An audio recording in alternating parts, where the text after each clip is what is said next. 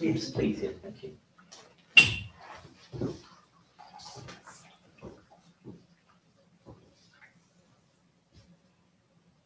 Oh, do I?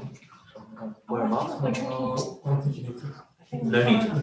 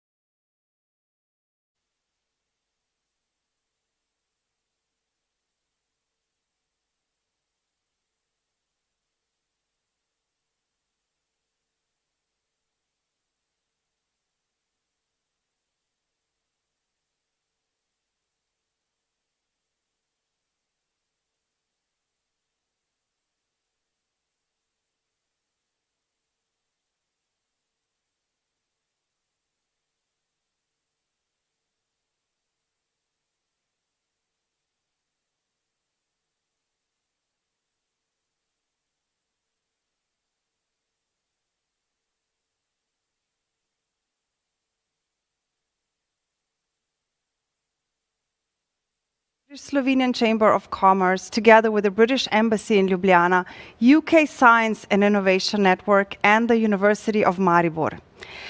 But before we start, let me take this opportunity to wish all of you mothers that are joining us today a very happy Mother's Day. We are here today to talk about the future of mobility and what is needed to deliver environmental goals. We have a lot of very interesting speakers from the UK and Slovenia, and it is with great privilege and pleasure that I introduce our special guest this morning first, who will give a welcome note to us, who will be joining us from the British Embassy in Ljubljana. Her Excellency, the British Ambassador to Slovenia, Ms. Tiffany Sadler, and the Minister of State for Trade Policy, Mr. Greg Hans. Good morning, Ambassador Sadler and Minister Hans. Barbara. Thank you very much for your welcome, Barbara, and also for the message about Mother's Day. I have behind me some lovely flowers sent to me by my children from the UK, so it's wonderful to be celebrating Mother's Day. So you mentioned, Barbara, that this is a really interesting and important topic for us to discuss today around the future of green mobility. And in the context of the UK-Slovene relationship, it brings together for me three interesting and important themes. And the first of those is around our science and innovation relationship, which in my 5 months here as ambassador, I've already seen so many examples of fascinating areas, whether it's about big data or whether it's about our research response to COVID. So a very rich relationship there for us to build on. And then secondly, our relationship around climate change. And it seems to me that the UK and Slovenia both share the same views on climate change. We both share the same commitment that we must respond as the international community to what is the greatest threat that is facing us at the moment. And then thirdly, it's about our trade and our business relationship, because business and trade are so important in terms of tackling climate change, in terms of tackling that threat. We can't do it as governments alone. We have to do it in cooperation with the private sector. And on that theme of trade and business, I'm absolutely delighted that we have here as our keynote speaker, the Minister for Trade Policy from the UK, Greg Hans. He's here on a visit to Ljubljana, and I have the great pleasure of hosting him here for a couple of days. And it's a great pleasure to be having a team with reason together with him today. Minister. Well, thank you, Tiffany, and thank you, Barbara, for those warm words of introduction. I'm delighted to be with you here today as our panel of experts discusses where the UK and Slovenia stand on the future of mobility and how tech and policy sectors can work together at home and beyond. And I have to say, this is my fourth visit to Slovenia, my first time here as a government minister. I first came during independence in the summer of 1991. It's a great pleasure to be back, and it's a great place to be, particularly when discussing the environment. The backdrop of the mountains alone and the beautiful scenery in Slovenia reminds you immediately of the importance of the environment and combating climate change. So from planes and trains to cars and trucks, around a quarter of the world's carbon emissions are created by the ways that we all choose to get around. And with the number of cars on the roads globally set to double in the next 2 decades, the emissions from those cars will need to reduce significantly. The UK is going further and faster than ever to decarbonise transport, harnessing the growth of clean green technology to end the UK's contribution to climate change by 2050. So the UK will be net zero by 2050. Zero emission vehicles play an important role in this, as does renewable energy. These vehicles are already cheaper to run than petrol or diesel cars, and soon will be cheaper to buy as well. They also support public health by bringing cleaner air to our streets and can help countries reduce dependence on expensive oil imports. I should add that I'm also the Member of Parliament for Chelsea and Fulham in West London, where some of the worst air quality in Britain is to be experienced. So it's very much for me a personal priority as well. And I know there is plenty of ongoing innovation in Slovenia, including through companies such as Pipstrel and eCubes, who are doing some great work towards leading Slovenia towards its zero emissions goals. I'm impressed by the panel of experts who are gathered here today to discuss a range of important issues, such as alternative fuels, storage solutions, and infrastructure. But before handing over to those experts, I wanted to briefly talk about the role of governments in delivering green mobility. The UK government has introduced a phasing out of petrol and diesel cars. UK Prime Minister Boris Johnson announced our 10-point plan for a green industrial revolution in November last year. As part of this, we will phase out sales of new petrol and diesel cars from the UK market by 2030, and all cars and vans will be fully zero emission at the tailpipe from 2035. Between 2030 and 2035, new cars and vans can be sold if they have the ability to drive a significant distance with zero emissions, such as plug-in hybrids or full hybrids. In addition to the 160,000 charge points already installed across the UK, we will invest £1.3 billion to accelerate further rollout, making us one of the largest networks in Europe for charging points. We will provide £582 million in grants, so that's almost 700 million euros, for those buying zero or ultra-low emission vehicles to make them cheaper to buy and incentivize more people to make the transition. We will also spend £500 million in the next 4 years for the development and mass-scale production of electric vehicle batteries. We are also trialling green number plates to increase awareness of cleaner vehicles on our roads and help local authorities bring in local incentives for green mobility. So the faster we act, the greater the benefits. We can improve people's health, create better places to live and travel in, and drive clean economic growth. We now stand on the verge of a green transport revolution, and to do this, we need a unique alignment of people and events.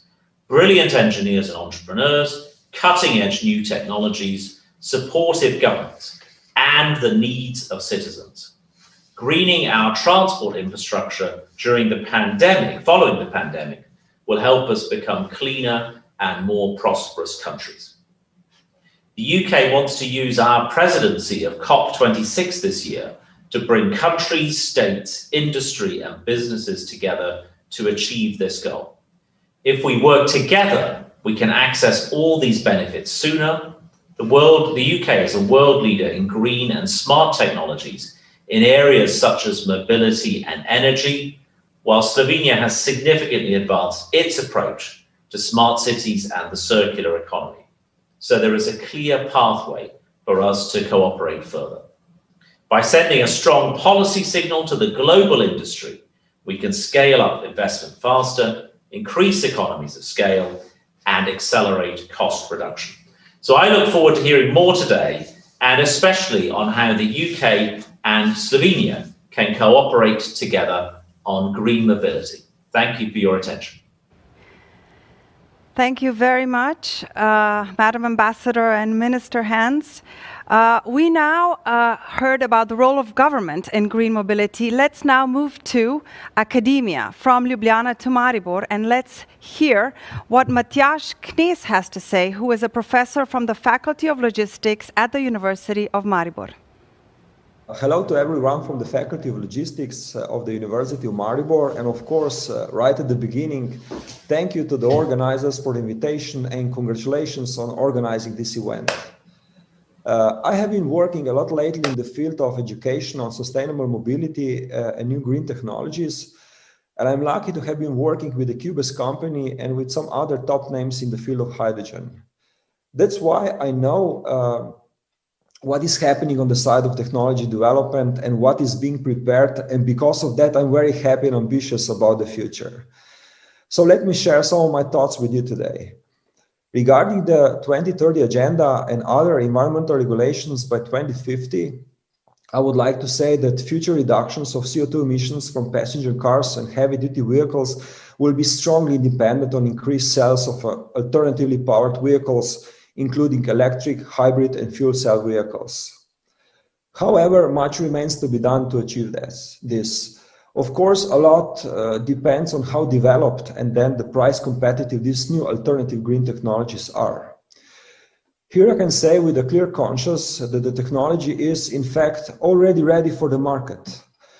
Accelerating the transformation can be added by a policy that makes firm and long-term commitments to establish a low-carbon mobility future, establish all the necessary conditions, and then unconditionally support it.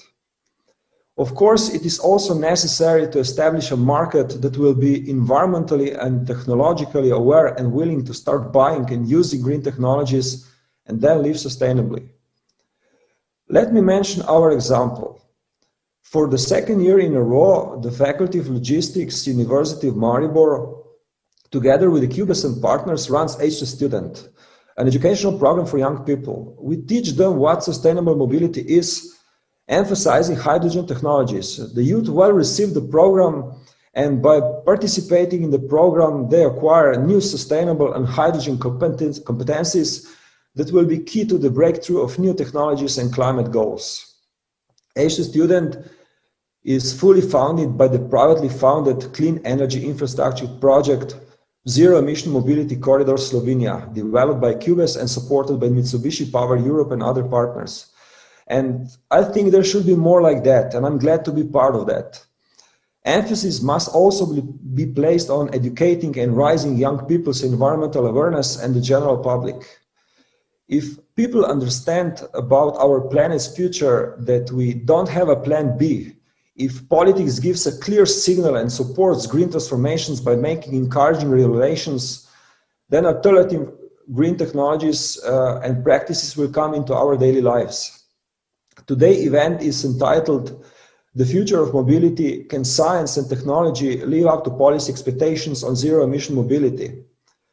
So, if you want my personal view on this topic, then I can clearly say that the development of alternative technologies is one way or another, however, a term always related to science and research. And we are already doing that.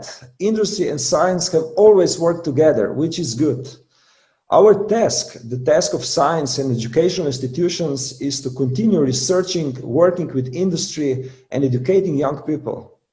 And what is very important, we must not be too late, and this is the role of politics. Politics need to be more ambitious, with a realistic delivery plan prepared by competent technology experts. So my concluding thought, the task of policy is now to create sustainable mobility conditions to happen. There is, in my opinion, no need to invent something new. Government just need to buy already available green and hydrogen technologies, and it is done.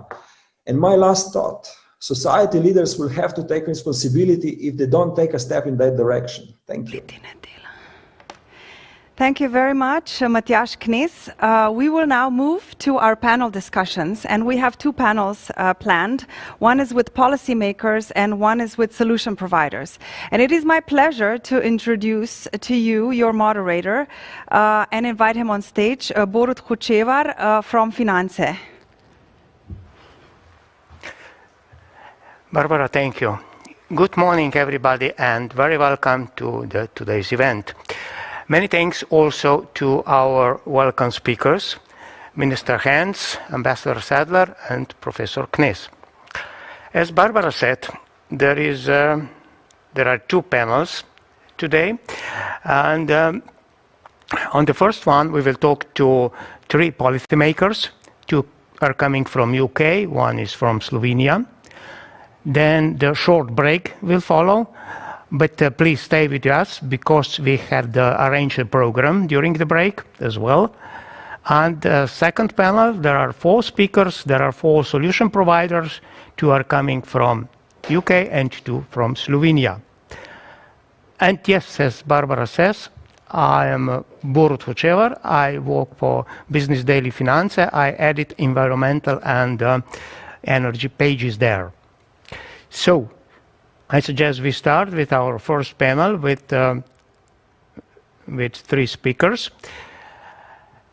They are Mr. James Fraser. He's a policy advisor at the Office for Zero Emission Vehicles at the Department for Transport in UK, of course. The second is Mr. Malte Werner. He's head of Automotive Innovation and Technology at the Department of Business, Energy and Industrial Strategy. And there is a Slovene one, Mr. Matjaž Vrčko. He comes from Sustainable Mobility and Transport Policy Directorate from Ministry of Infrastructure in Slovenia, of course. So, first of all, I ask all 3 speakers to tell us a little bit about their organizations and how their institutions are involved in sustainable mobility. Mr. Fraser, can I start with you, please? You come from the Office for Zero Emission Vehicles, and what are main tasks of your office there? Thanks, Borut, and good to be with you all today. Thanks very much for the opportunity to tell you a little bit about what we do. So yes, I work in the Office for Zero Emission Vehicles, which is part of the Department for Transport. And it's a team that works across government to support the transition to zero emission vehicles. We provide support for the take-up of zero emission vehicles, as well as funding to support charge point infrastructure across the UK. This will contribute to economic growth and help reduce greenhouse gas emissions and air pollution on our roads. And yeah, we're very ambitious in what we're doing and have recently changed our name actually from the Office for Low Emission Vehicles to the Office for Zero Emission Vehicles, giving you an idea of us being at the forefront of this global transition to zero emission vehicles. Okay, thank you. Mr. Werner, you're head of Automotive Innovation and Technology. Please introduce this unit to our audience. Yes, of course. And hi, everyone. Again, many thanks for the invitation. I really look forward to a good discussion today. So I work for the Department for Business, Energy and Industrial Strategy, and my unit looks after the government's overall relationship with the automotive industry. And as James has just said, we also have 2 joint units together with the Department for Transport, which are the Office for Zero Emission Vehicles and the Center for Connected and Autonomous Vehicles, recognizing that the challenges and I think the opportunities that the transport sector is facing, particularly the automotive sector, really require us to work jointly and collaboratively across government and across different departments. my unit, which is the Innovation Technology Unit, really looks at the innovation ecosystem that we can offer businesses and academia to help to make sure that the UK is at the forefront of development, particularly zero-emission technologies. The two kind of key things that I would just briefly single out is that we have a long-standing joint late-stage research and development support program together with industry, which is together with the Advanced Propulsion Center, which provides 1 billion of support for collaborative research and development projects. And we also have the £500 million Automotive Transformation Fund, which specifically seeks to provide research, development and capital support for strategically important technologies to help to accelerate the transition towards electric vehicles here in the UK. Okay, thank you. Mr. Vrčko, promoting sustainable mobility in Slovenia is a job of Ministry for Infrastructure. Can you tell us which are the main tasks, main goals of the ministry there? Yes, thank you very much for the word, and thank you to invite me to this event.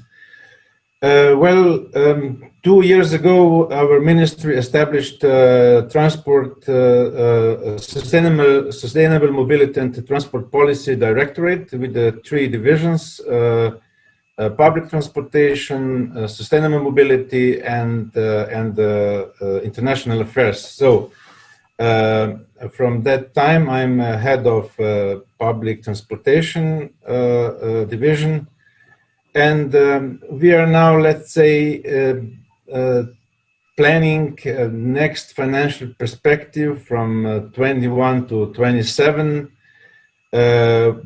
As I said, I'm dealing with the public transportation. We will have this year call for new concession.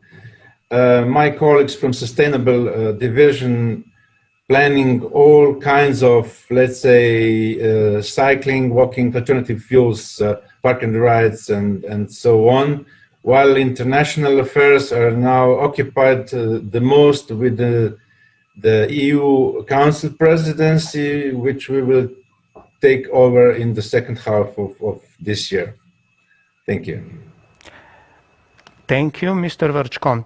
Well, it was nice to hear that all 3 our speakers are, in fact, at the forefront of the zero-emission technologies and activities. Well, let's start again with you, Mr. Fraser. We have already heard that from the year 2030, there will be no more new petrol and diesel cars in the UK. How was that? That was a brave decision. How it was received by the public, and especially what was the answer of the automotive industry? Yeah, absolutely. Perhaps I'll just give a little bit of context of how that decision came about before I answer that. Last year, we released a public consultation to sort of gather views on bringing forward the phase-out dates for new petrol and diesel cars and vans from 2040 to 2035 or earlier.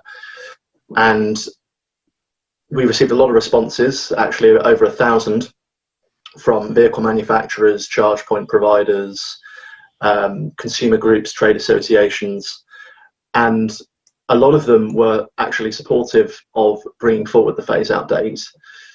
And we took that on board.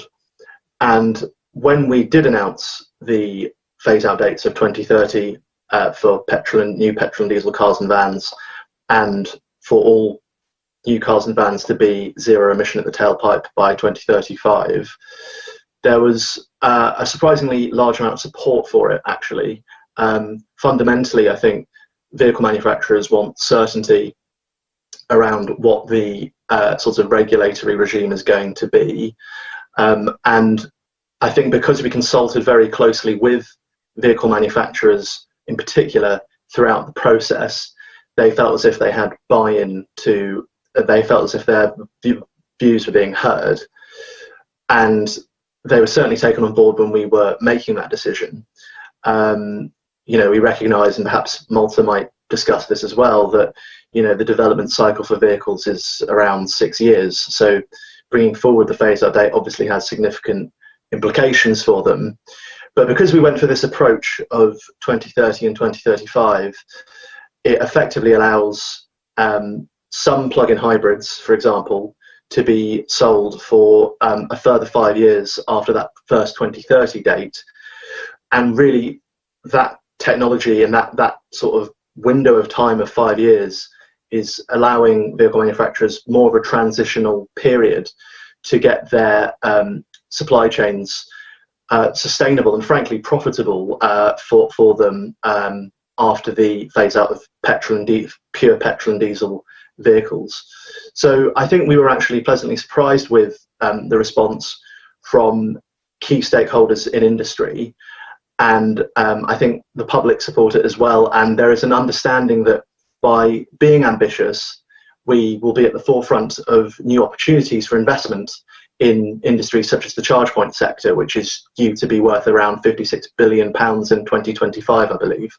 And so signalling that ambition early on, and the support package of £2.8 billion that we're providing has gone down well overall, because we're providing the platform for it to be achieved.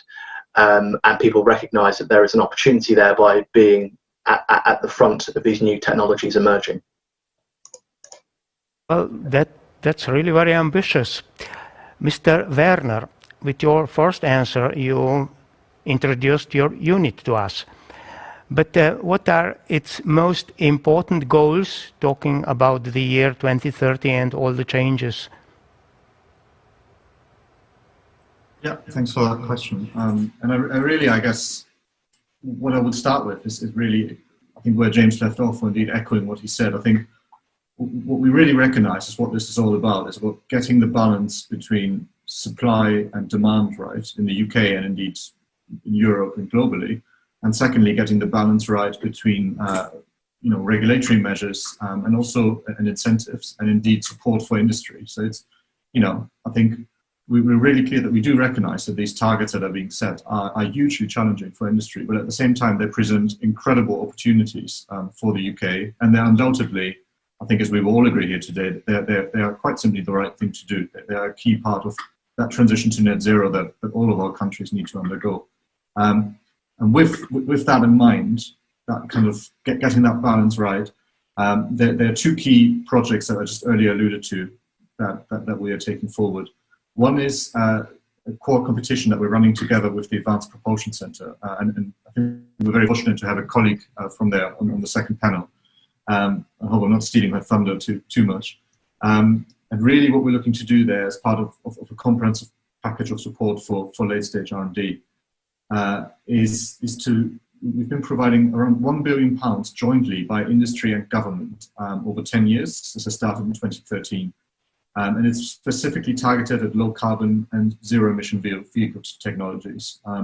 So it's really looking at the whole vehicle value chain, including propulsion systems, lightweight vehicle and powertrain structures, energy storage, and power electronics. And something that's been really interesting to see is that since we've started running this over time, the balance has shifted really heavily towards zero emission products and technologies, and they now account for the vast majority of our funding. The second thing that I just very briefly, I think, want to talk about in this context is that what's really important is then moving from research and development, from this investment in technologies, towards industrialization, towards commercialization of these opportunities. And so as part of the 10-point plan, the government has announced last year the Automotive Transformation Fund, which is a £500 million investment that looks to develop at pace the next generation of cutting-edge zero-emission technologies here in the UK. The key emphasis of this is battery manufacturing, so-called gigafactories, but we're also looking at other strategic elements of the supply chain. And really, the target is here. We see this as a once-in-a-generation opportunity that will improve air quality, undoubtedly, but it will also help to protect and grow jobs across the automotive sector. Well, thank you. Really a huge job. Mr. Vrčko, carbon emissions can be reduced if people travel less by their own cars and more by buses and rail. But because of COVID-19, people changed and they prefer now to travel by cars much more than before. What can be done to make public transport popular again?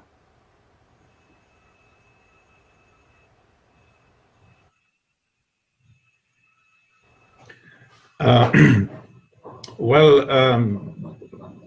last year I mean, one of the member states which completely banned the public transportation for 3 months, 2 months in the summer and 1 month in the autumn. And yes, the people had to find a new way for the transportation. Probably some of them get new habits, new ways how to travel from home to the job. And yes, it would be difficult to get them back. Even our National Institute for Public Health announced to the people that the public transportation is more risky, the most risky way that they can get the COVID-19. So that's another issue, and that people avoid the public transportation as well. So the objectives for the future regarding public transportation is not how to even grow the number of passengers, but rather how to, let's say, have the same amount as in 2019. So that's our goal now. How to get them back to the transportation the same amount it was in 2019. This year we will have a new call for the concession, and with this new call we will raise the standard. We will raise the number of kilometers for the public passenger transport regarding buses.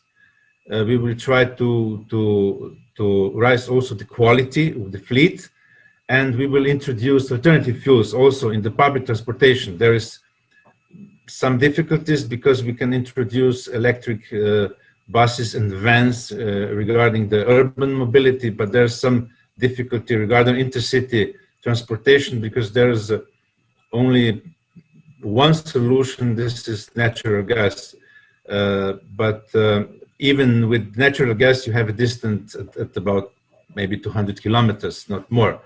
And if we want to introduce this, we still need, regarding gas, we still need to let's say, spread filling stations regarding the natural gas. But in the other hand, we this year expect the new alternative fuel directive, and it's question what let's say incentives will be there. So regarding alternative fuels and public transportation, there's still some questions, but that's, let's say, the main issues we are planning to do this year. Thank you. Well, thank you. Yeah, this is in fact a global issue, tram bus versus personal cars. But now for our UK speakers, I have two questions, one for each of them. Questions have, let's say, Slovene color. First, Mr. Fraser, in our country, charging electric vehicles in large residential neighborhoods is quite a problem because people, they don't have their own parking places. How do you solve this issue in the UK? Yeah, absolutely. We recognise that on-street residential charging is something that is necessary for those consumers or would-be consumers who don't have dedicated off-street parking. And so we have a dedicated fund known as the On-Street Residential Charging Scheme, or AURCS, as we call it, which is an £80 million scheme which gives local authorities access to grant funding to install on-street electric vehicle infrastructure for those without off-street charging. And so this really helps with, as I say, those people who don't have parking spaces, and it provides more visibility to charge point coverage to people who are still skeptical that there is enough charge point provision to make the transition for themselves, because obviously that's something which needs to be changed in consumers' minds, that there won't be a shortage of charging opportunities during their journey or in destination points such as residential streets.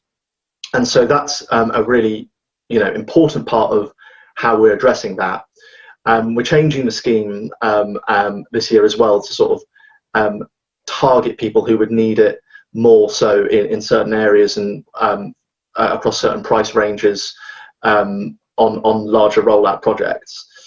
The other scheme that we have is the Electric Vehicle Home Charge Scheme, or EVHS, which provides £124 million of funding towards the cost of a charge point installation at a property with currently with dedicated off-street parking, but from 2022 we will be changing the scheme entirely so that it is entirely focused on leaseholders and renters, which means primarily people who live in blocks of flats who don't have dedicated charging. So that's a really good example actually of how government is changing and targeting their allocation of funding in a way which incentivizes consumers who don't have the privilege of off-street parking by providing them the possibility of charging outside their residence of their block of flats.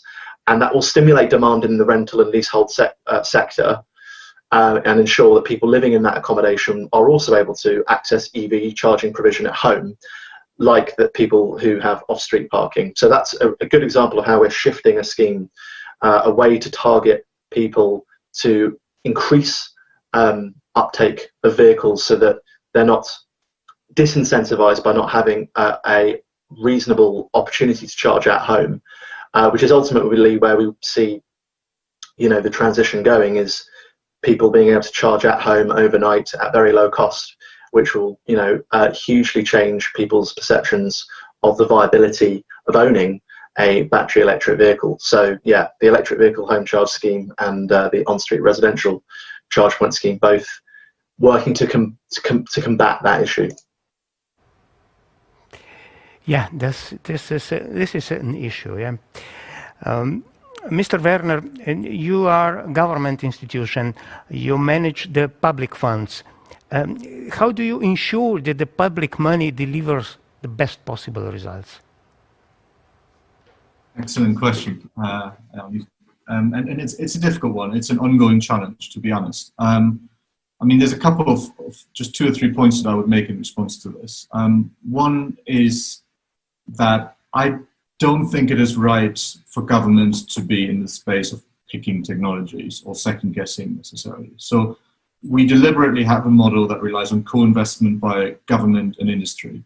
And really, the idea behind that is that we're not going to fund something solely in a direction where, certainly in the R&D space, that doesn't correlate with where things are going. And really what this helps to do is actually it can create spillover effects that you cannot possibly foresee beforehand. So we've frequently seen technologies developed through some of our automotive research and development programs, which ended up having much wider applications, and they would have then supported decarbonization of modes of transport. You can, for instance, see batteries for electric vehicles being reused to then support demand for stationary energy storage applications, which will require less frequent battery cycling. So that, I guess what I'm saying is, there really are effects that go much wider, and it's really important that we're guided by industry and by scientific progress. Our delivery partner, the Advanced Propulsion Center, are also involved in developing industry roadmaps, which really provide detailed kind of snapshots, points in time of where industry sees the transition going across the different types of vehicles. And it's important there to recognize that suitable technologies will also vary, and therefore funding will have to vary depending on the type of vehicle that happens. The second point that I just want to briefly make on that is that we absolutely, as government, we recognize that we cannot do this alone. There's simply no point in us seeking to replicate industry expertise if it's already there. And so working closely with the Advanced Propulsion Center is absolutely key to this. They're rooted in industry. They have an excellent relationships and excellent strategic understanding. And so really what we do is, together with the APC, we make sure that we support applicants all the way from pre-application stage through the course of the program. And it means that we get to work with the right people. We have a much higher success rate of applications than we would otherwise have, and there's a much better understanding between industry and government of where we're heading and how we can best support, which then in turn enables us as government to make the money that we have go further and to foster stronger relationships along the way. Well, yes, this is an important message for our institutions. Thank you. Mr. Vershko, for you, a global-oriented question. The transport emission grow when the GDP grows. This is the case in most countries all around the world. What can we do to decouple those two growth, to decouple emission growth from the GDP growth? Well, that's the question. I mean, okay, the decoupling was it's a long story. Already in 2000, Commission in the White Book on Transport put decoupling as an objectives, but then 6 years later we again have started to talk on commodality and so on, and this is actually even now still that 1% of growing GDP costs between 1 and 2% growing transportation. So, and well, I think that with the global worlds, when the people and goods travel around the world, we cannot decouple GDP and transport. And I'm convinced that we would need to change not only habits of the people regarding how and what to use for the transport, but also the economic paradigm. I mean, as I said, if goods travel around the world, then we will have more and more transportation. Just imagine, for Slovenia, our transport models show that the good transportation, freight transport will grow between 60 and 80% up to 2030, and the transportation of people around 30%. So, and that's mean that even if we will have a model shift to environmentally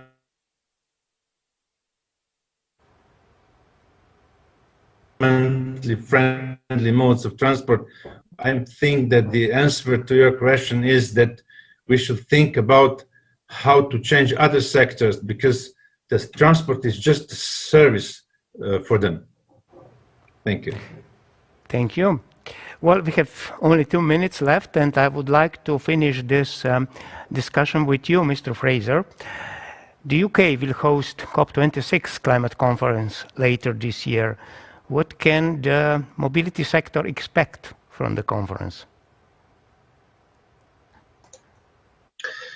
Yeah, well, we're very excited to be hosting COP26, obviously postponed from last year. It will be hosted in Glasgow, and I can speak primarily about the Zero Emission Vehicles campaign, which will be part of that event, which aims to double the pace of the transition to zero emission vehicles by encouraging ambitious commitments from businesses, industry, national and sub-national governments.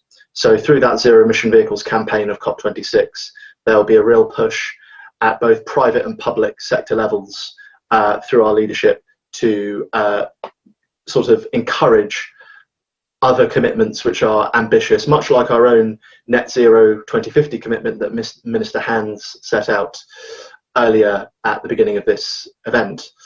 And so that campaign will convene governments representing almost half of the global automotive market to create a forum for sustained cooperation and provide governments with access to international expertise as they make decisions about the long-term direction of their domestic markets. So there's very much a push there to bring together a large part of the vehicle manufacturing market and collaborate in a way which is conducive to the transition globally being done in a sustainable and prompt manner, which will benefit prices of zero emission vehicles all across the world, and developing ways to reduce costs of vehicle manufacturing parts such as battery production, for example. And so yes, the zero emission vehicles campaign of COP26 will have a real push there to continue our leading by example with our ambitious phase out dates for new petrol and diesel cars and vans, and our 2050 net zero commitment for the UK economy as a whole. Thank you. That was my last question. Thank you to all three speakers, Mr. Fraser, Mr. Werner, and Mr. Vrčko.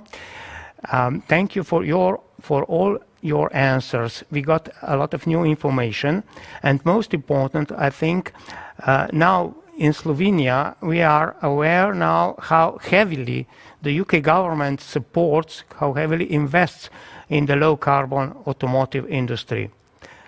Thanks again, and I invite you to stay with us till the end of the event.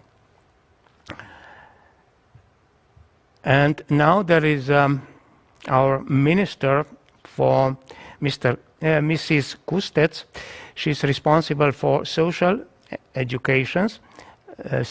education and some other things as well, and she will have a short speech. Dear Minister, dear ladies and gentlemen, it is an honor and pleasure for me to be part of this interesting and very actual event organized by the British Embassy in Ljubljana. Even though still on a distance due to the existing circumstances, I would like to share a couple of thoughts in the light of your today's very interesting conference and discussion. The EU has adopted a sustainable and smart mobility strategy in December. It is certainly a huge effort by which the Union sets up the pathway to put the European transport on track for the more promising future. In the vision of the strategy, there is clearly written that mobility and transport matters to all of us. And from my perspective, from the research perspective, it is also very important to stress and emphasize how those two goes hand in hand with the role of research. And it is actually very important as well that the EU emphasized the very close need for the collaboration also beyond its borders.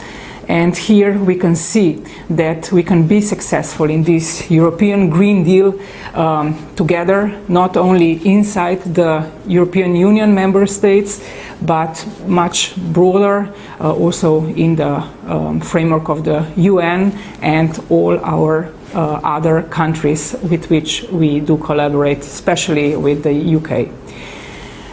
When we are speaking about digital and green transitions, there are many topics and issues that needs to be addressed. And greening mobility is definitely one of them. Digitalization will become an indispensable driver for the modernization of the entire system as well. And if we want to be successful, we need to do this together with all the research innovations and ideas that we share.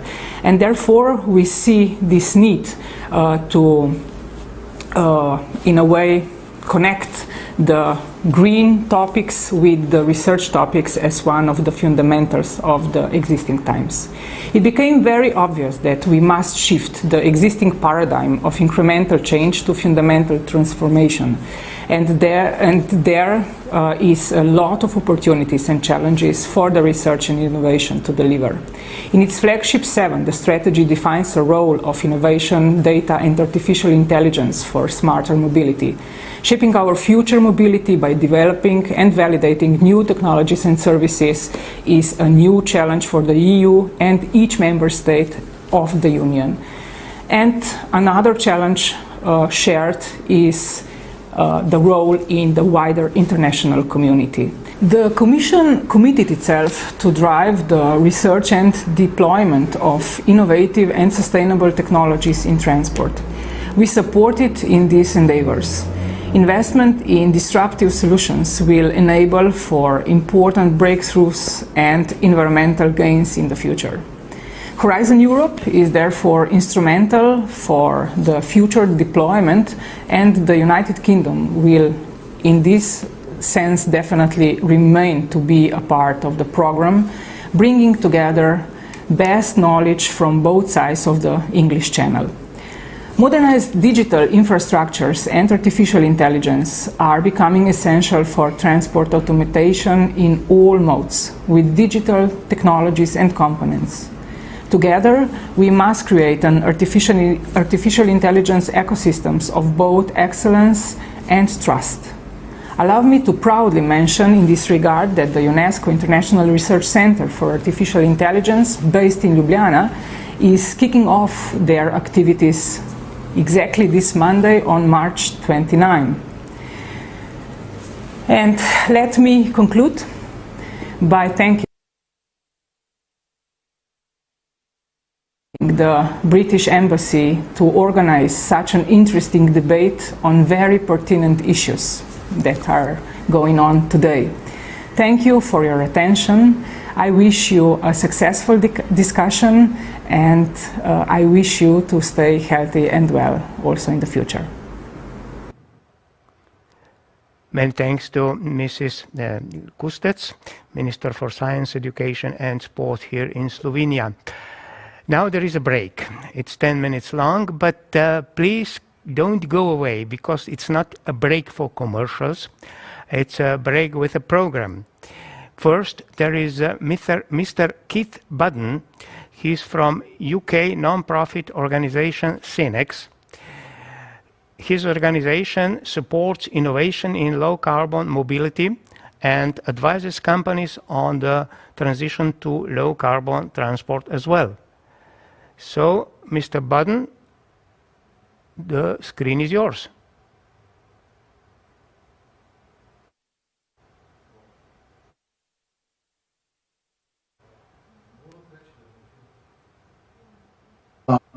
Support we can provide, and how we can increase collaboration and trade and partnership working between the UK and Slovenia. Hopefully my slides should come up on the screen now. Is that going to happen? Perfect. Thank you very much indeed. Right, so we were established in 2005 by the UK government to help the transition to zero emission mobility. We provide both consultancy advice and collaboration research and development projects, and in particular around the Horizon Europe programme and the fuel cell programmes across Europe. We currently run the main fuel cell trials for the European Commission in Northern Europe. I'm very interested in developing those technologies and running trials and demonstrators in Slovenia as well.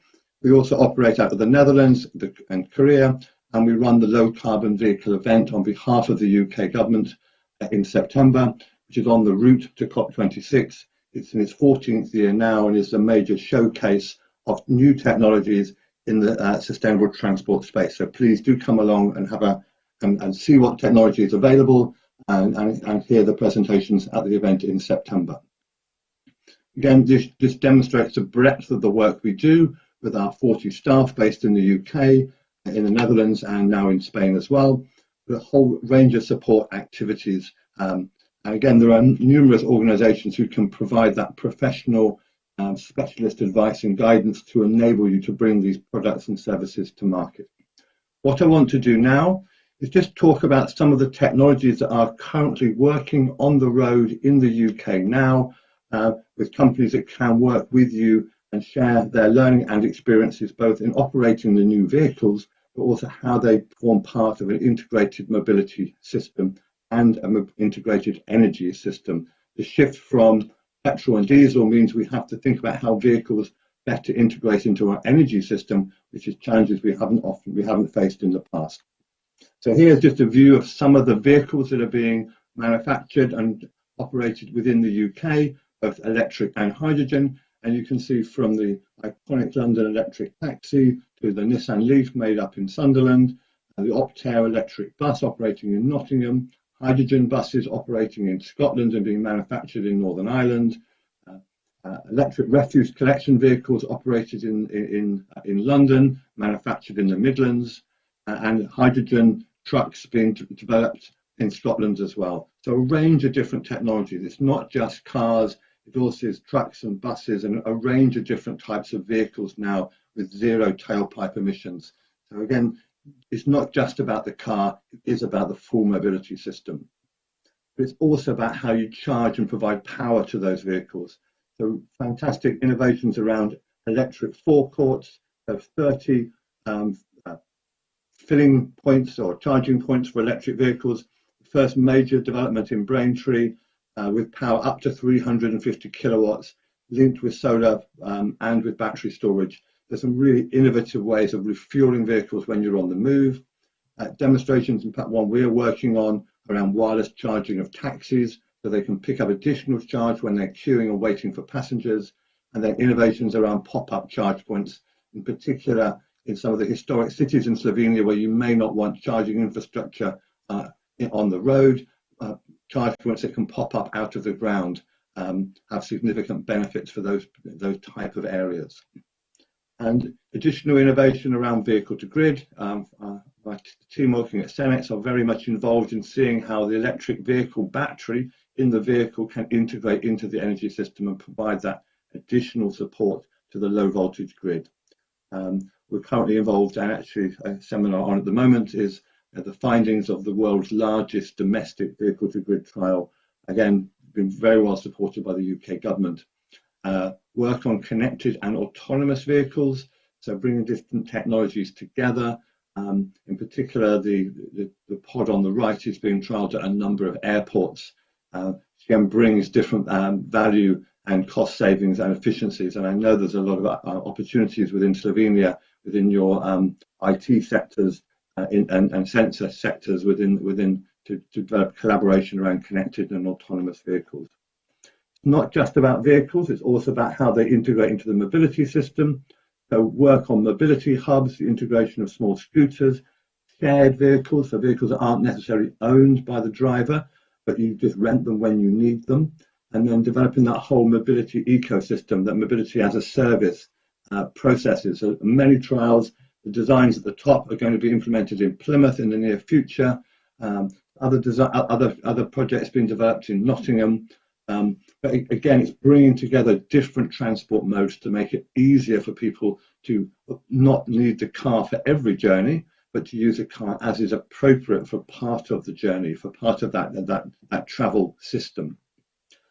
We can also in the UK provide many professional support services, including ourselves as a not-for-profit, but also organisations like Ricardo, who are world leaders in developing new electric vehicle and hydrogen technologies, support organisations like Field Dynamics, who are experts in identifying locations for electric vehicle charging, support organisations like Urban Foresight, who've been helping develop support programs for industrialisation, and there's a lot of work in Scotland about attracting inward investment. Element Energy, who are global leaders on hydrogen vehicles and have led and developed many of the successful Horizon Europe and Fuel Cell Joint Undertaking programs. The Energy Saving Trust also not-for-profit similar to ourselves, again providing advice on how you integrate electric vehicles and mobility systems into buildings, and Delta Energy providing high-level strategic advice and guidance around the strategies for integrating low-emission vehicles into the energy system. So again, there's significant policy, expertise, strategy advice and support available to help Slovenia on your journey to zero-emission mobility.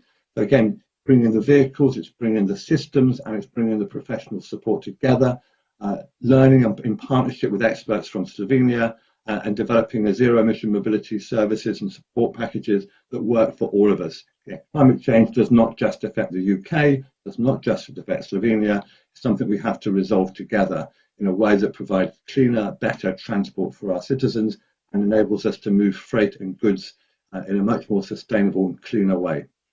And that's it. Thank you very much. Thank you very much, Mr. Budden. I enjoyed your presentation. However, I have a question for you. It's yes/no question.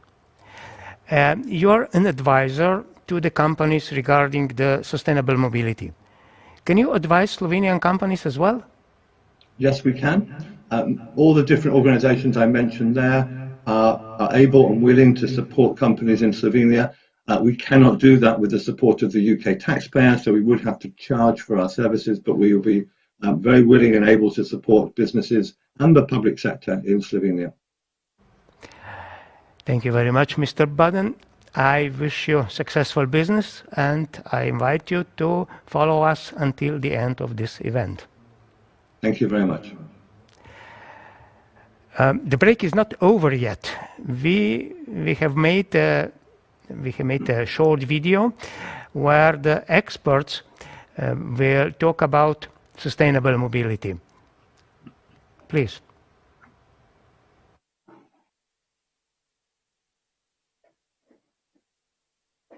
And now, let's hear from the people who are designing the mobility solutions of tomorrow.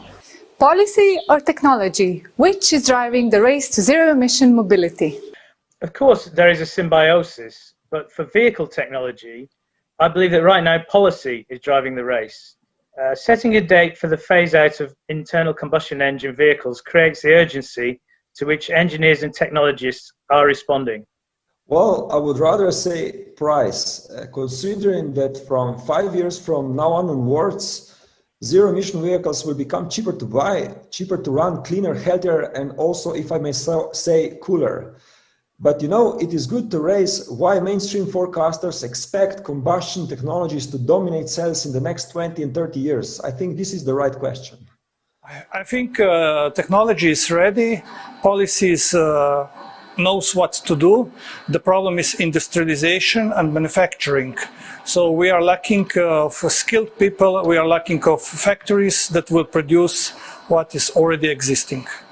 Do you see any clear winners amongst the technologies leading us to the path of zero-emission mobility? Electric vehicles and hydrogen as a fuel hold a lot of promise for shared ownership and shared mobility, but not just yet for sole ownership. In fact, replacing millions of diesel and petrol cars with electric vehicles isn't a feasible solution either. But we do need a multimodal approach like mobility as a service with a much smaller overall vehicle fleet. I think that the clear winners is really dependent on the infrastructural development, because that's like, you know, you're actually putting in the support for a system to grow. And at the moment, different versions of electric vehicles seem to be looking like the winners, partly because of the ease of use of the technology and the growth of that. Availability of green vehicles won't be enough to achieve zero-emission transport. Should policymakers focus more on infrastructural developments instead? As an urban and regional planner, I believe that we can build very attractive cities and enjoy very fulfilling lifestyles around zero-carbon modes, such as walking and cycling. I think that the other aspect of that infrastructure is that sustainable mobility, which is the bigger discussion, is not just about the vehicles. So when we talk about infrastructure, are we also talking about the idea of city forms, about walkable cities, about micro-mobility, about how accessibility to amenities and services is actually designed? And within that, there's the idea of green vehicles. And whether that's public or private, it's still within the wider context of accessibility within cities. Sustainable mobility should take into account the entire life cycle of vehicles. Do we pay enough attention to this side of the coin? Well, for manufacturers, production is always under the sustainability radar because it costs them directly. So once the product is sold, then comes the massive gap in that monitoring. However, recently, some of the EV producers like Tesla and Volkswagen are planning a large-scale energy storage facility for the 6 to 8 million EV batteries that will annually retire by 2030. So nevertheless, we need further interventions like a policy landscape, because we are not reaching net zero if life cycle emissions aren't considered serious enough. Researchers, we are aware of this problem already for decades. or even more than a decade. And we are working to solve this problem, to develop technology which will have a low CO2 footprint and technology that will be sustainable and cheap and also available to community. Curious, what do you currently see as the biggest challenge to green mobility, policymaking and technological developments? Well, as I see the situation, maybe regional collaboration.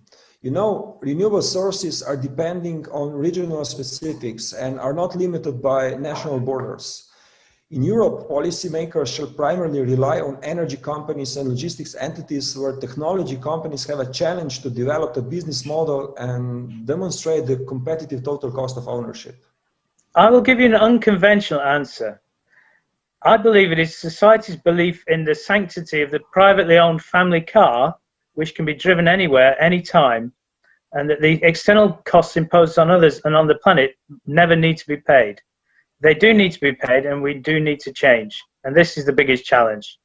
The UK has announced phasing out sales internal combustion engine cars and vans by 2030. Can the industry and infrastructure meet this goal? I have no doubt that the industry will be able to meet this deadline. Manufacturers like Volkswagen and BMW have officially announced their phase out of ICE vehicle lines 2022 onwards. The real question is if we have the infrastructure to support this transition, considering this phase out is just for the manufacturers and not for the car owners? The hopeful answer is yes, but I think the reality is much more likely to be a compromise through further clarification of the different types of hybrid vehicles and different options that are available. I wouldn't be surprised if there were new vehicle types and classes that were invented to fit into these gaps and loopholes that will exist when the regulation is more detailed. Some segments might lag behind with the development and deployment to the market, but of course with the increased need there will be increased industrialization, and with that I'm pretty much sure that we can reach this goal by 2030. By setting these goals, UK government is demonstrating strong leadership towards a clean energy future. We can learn from history that industry can quickly adapt to new circumstances if the business model is clear.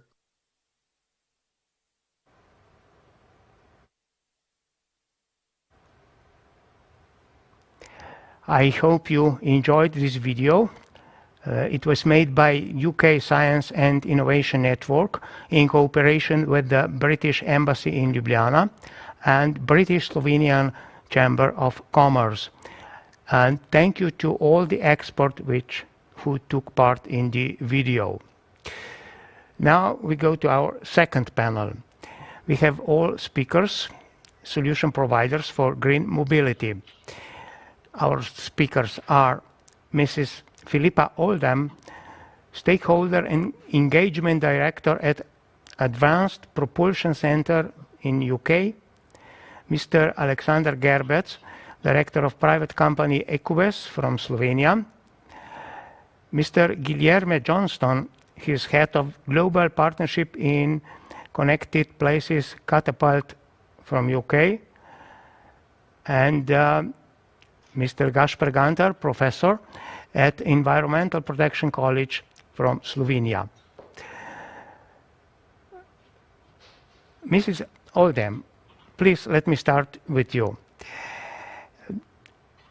The APC Center works closely with the government, with the Department of Business, Energy and Industrial Strategy.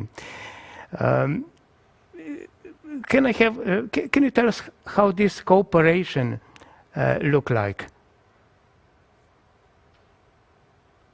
Yes, good morning. I'm delighted to be here. Thank you for inviting me along, and happy Mother's Day to all those mothers out there. So yeah, as Malta touched on in the first panel, the Advanced Propulsion Center was formed in 2013, and we're very much about that relationship between industry and government, looking at how we can accelerate and develop the technologies going forward by supporting the UK and international automotive sector accelerate in terms of the transition towards net zero.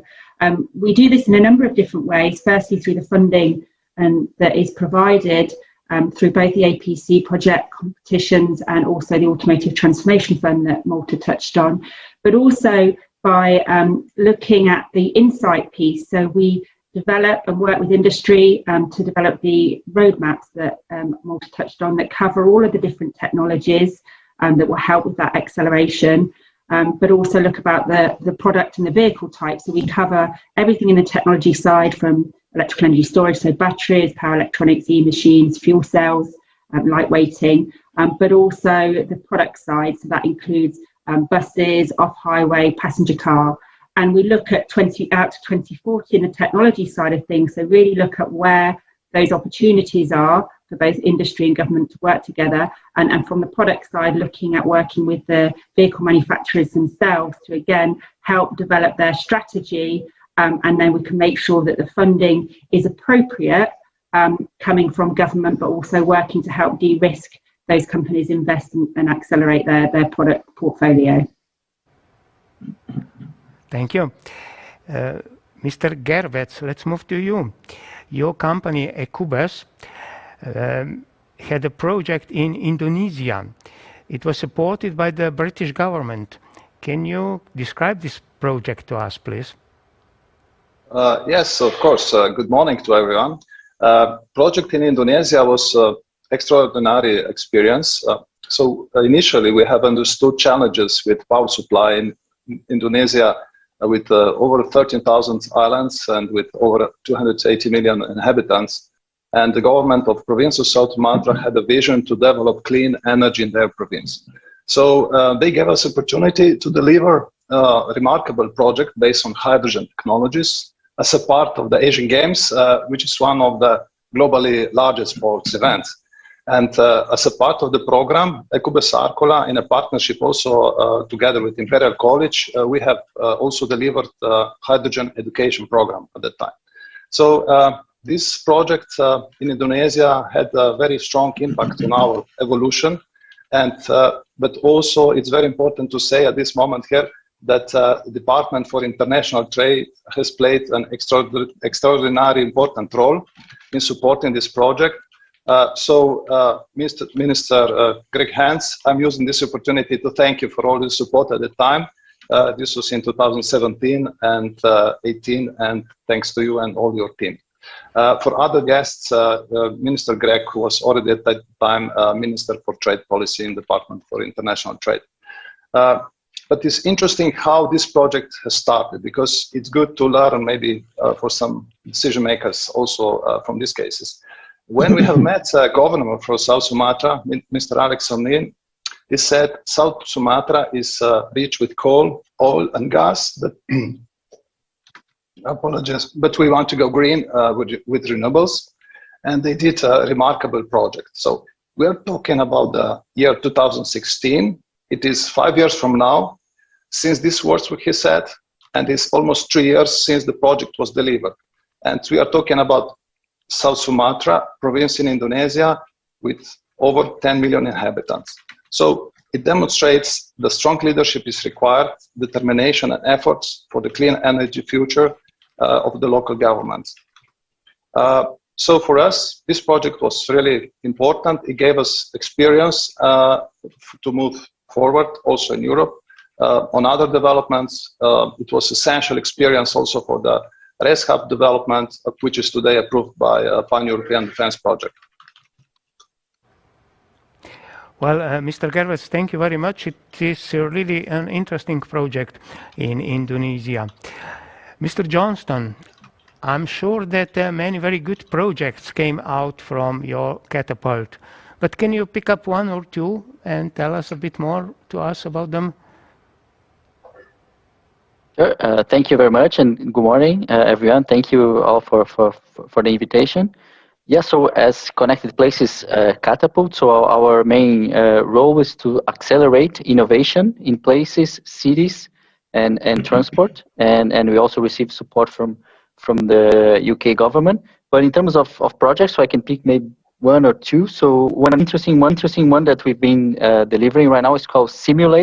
And we are working with local authorities in the UK and also solution providers to find innovative solutions for green mobility. So we run challenges through an acceleration program, and then we select companies from the UK that can provide these solutions to specific challenges in different parts of the country here in the UK. So it can be micro-mobility, it can be other types of solution providers, can be like how to connect with sensors to improve air quality, both indoor and outdoor air quality. But it's really about working together with solution providers, government, so that can together find the best solutions for the challenges that local authorities are facing. So this is in the UK, but we also work very largely internationally.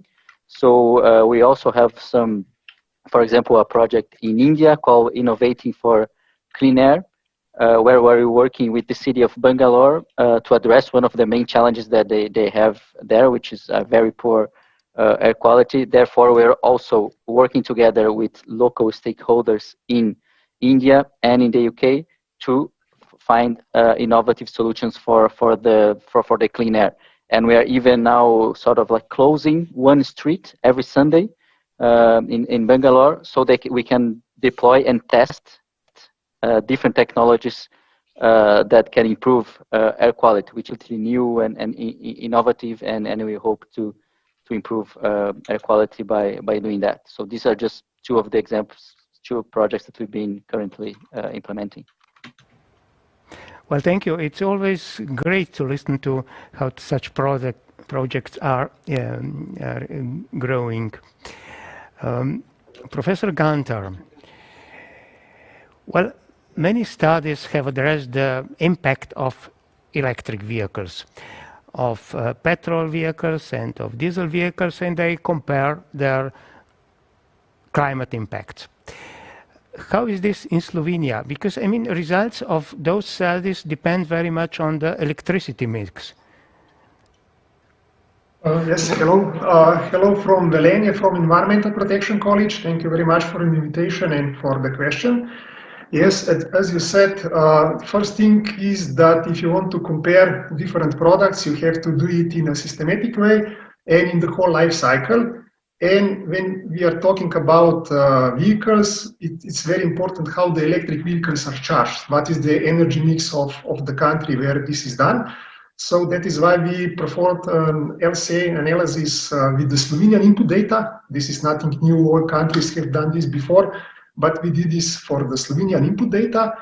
And our results are showing that also in Slovenia, with our electricity mix, the battery electrical vehicles are much better than petrol or diesel driven brothers.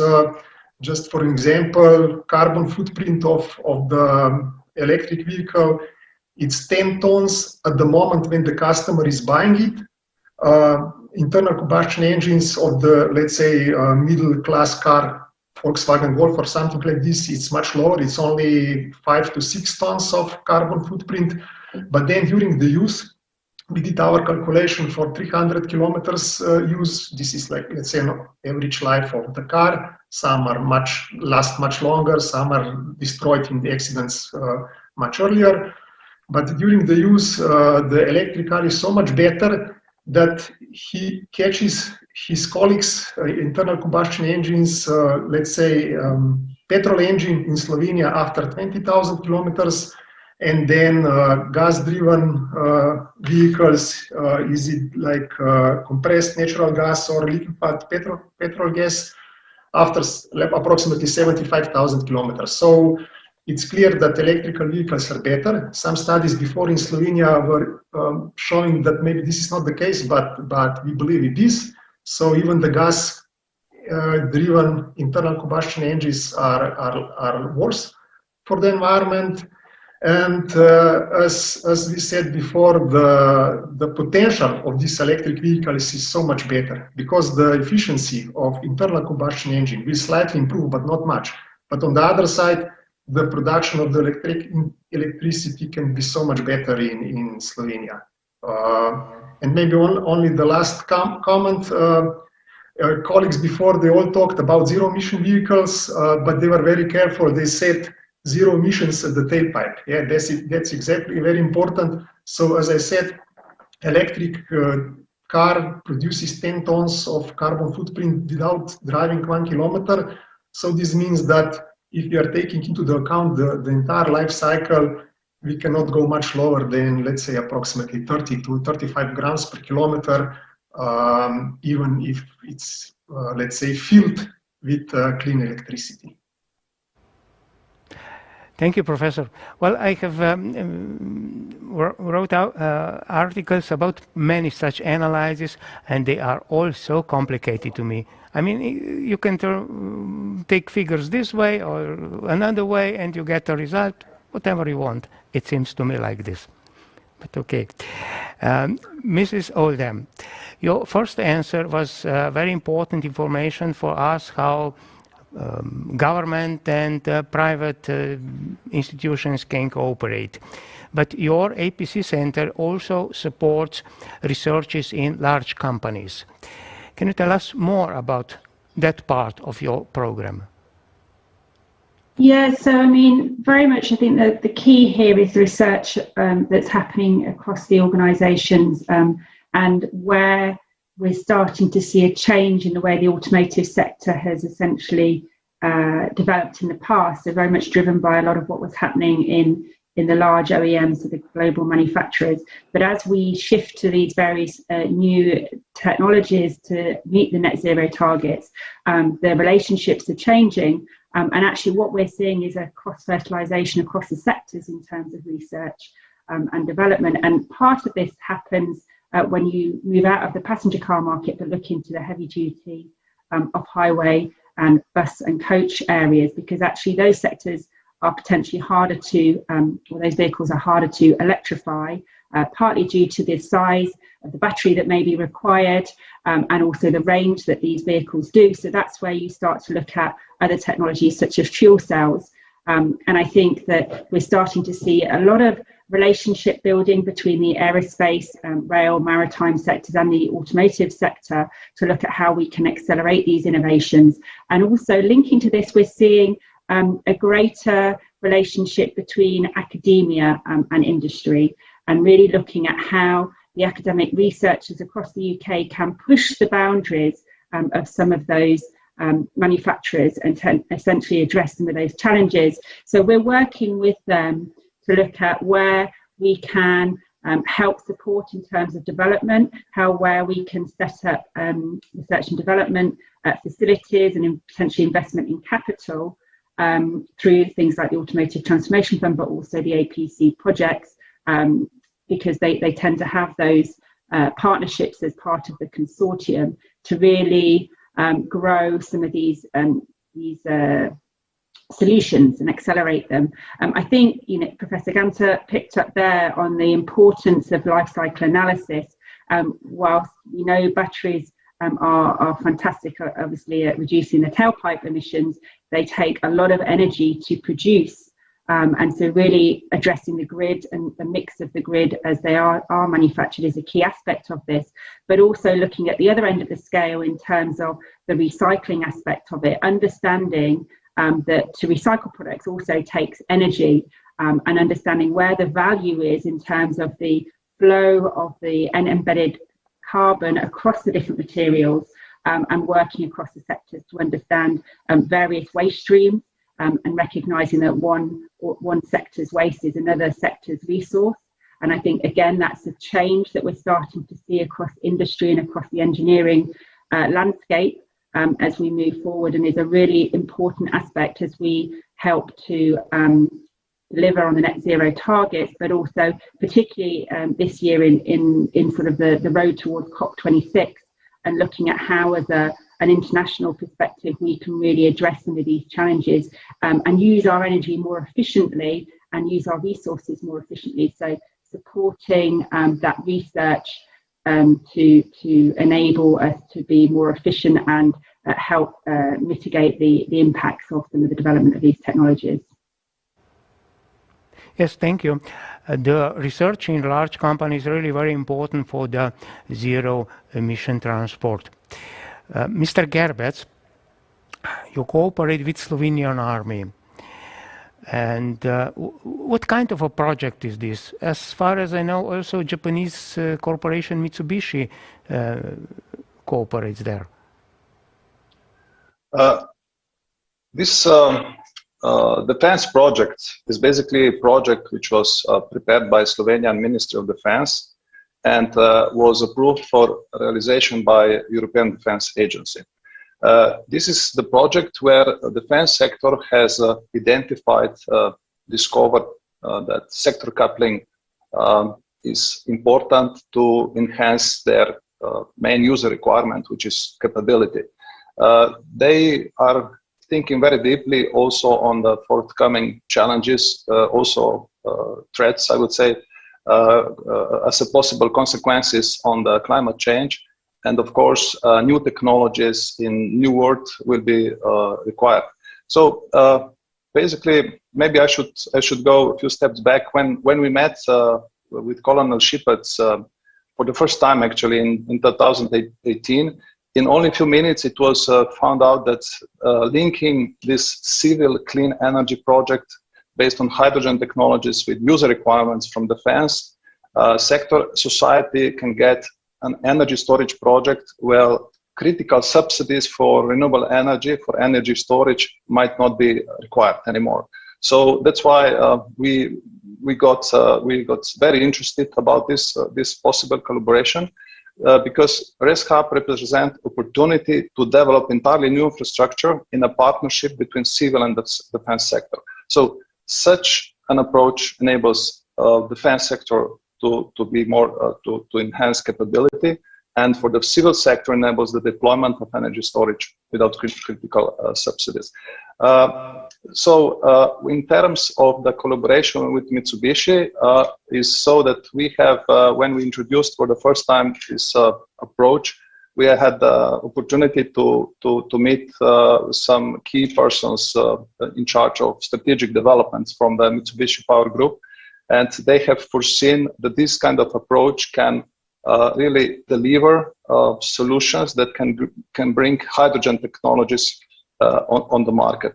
So we see this defense sector as extremely important, because when European Defense Agency has approved this project, this was in May 2019, we have been convinced that the largest buyer of hydrogen is born. This is European Defense. And really, after only a few months later on, a strong boost for hydrogen started to happen on the market. So I'm pretty convinced that this is going to be visible within 5 to 10 years. The impact of the ResHub project, which is today approved, the European Defense project, but it's led with the Slovenian Ministry of Defense. Thank you very much, Mr. Gerbert. We are coming to the end. Just a short question for you, Mr. Johnston. COP26, it was mentioned several times here today. Is the catapult taking part of it? Yes, as has been discussed, it's quite an important, of course, international event in terms of the climate commitments, where important decisions will be taken, and it's definitely an opportunity to demonstrate all the work that has been done by the UK and internationally. So we are already working with the City of Glasgow and other partners from the Scottish Government, from other stakeholders, and we will be there, of course, showcasing some of our activities, some of our work, and also I think it's important moment to demonstrate that technology is important to solve different challenges related to net zero, but also the technology must be always centered into people, into challenges that people face. So we will always have this view that technology must be enabled, people-centered and technology-enabled when you try to deliver some of these challenges. And I think it will also be an opportunity to demonstrate how policy can work into addressing net zero challenges. For example, how cities can develop their own policies to reduce air quality, to improve air quality, such as what's being done in London with the ultra low emission zones and other cities around the world. So I think it will be definitely a very important milestone as different countries are trying to reach their own net zero targets, but I think particularly as well for cities and local authorities to demonstrate how important they are when they are trying to address climate change challenges. Because without local authorities, without cities, we're never gonna reach our targets. Well, thank you. And just for the end, I ask our British guests. We were talking about electrical mobility, about hybrid technologies, about hydrogen. There are some new technologies coming. Just pick one that, in your opinion, will be the most important for mobility in 10-year times. Just one. Mr. Johnston, please be the first. Yeah, for me, a project that they're quite active now, it's even in sustainable aviation. So I would say that it's a quite important moment, like in the future of flight, how we can decarbonize aviation. So I think it's something that we're thinking about. So in 10 years' time, I think there will be a lot of new technologies, a lot of new modes that we can really help decarbonize the way we currently fly. So I would say that the future of flight is quite an important one, and there is a lot of technologies and trends that are applicable to that. And Mrs. Oldham, the last word is yours. Which technology will be the most important in 10 years' time? I don't know if I can pick a technology. I just pick the approach, and to me that's addressing the life cycle, and I think that's actually more important, that we learn from our mistakes of the past and don't just focus on one aspect of the life cycle, but take into account the total emissions that are related to our products going forward in our different transport modes. And to me, that's a change in the way that we design and develop and manufacture our products. And actually, I think that is more important than any of the technologies that we use. And it's more about that approach to hopefully to learn our lessons from the past and improve the future. Well, thank you very much. That was my last questions. We reached the end of today's event. Many thanks to all our speakers and all our guests. We've got a lot of very important new information and an idea what is going on in the UK in the green mobility. And for the end, I see how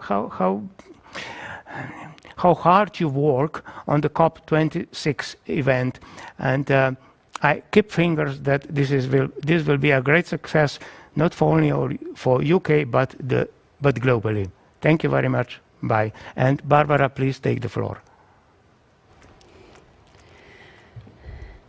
Thank you so much, Borut, for this great moderation. Thank you so much, distinguished guests and panelists, for joining us today for this really interesting discussion. I hope that this will be a base for more future cooperation between the UK and Slovenia in climate change, in green mobility. And last but not least, thank you so much for joining us, dear participants, dear ladies and gentlemen. I hope that you will stay well and healthy, and I hope that you will join us at our future events, which hopefully will be live or at least hybrid. Have a great day.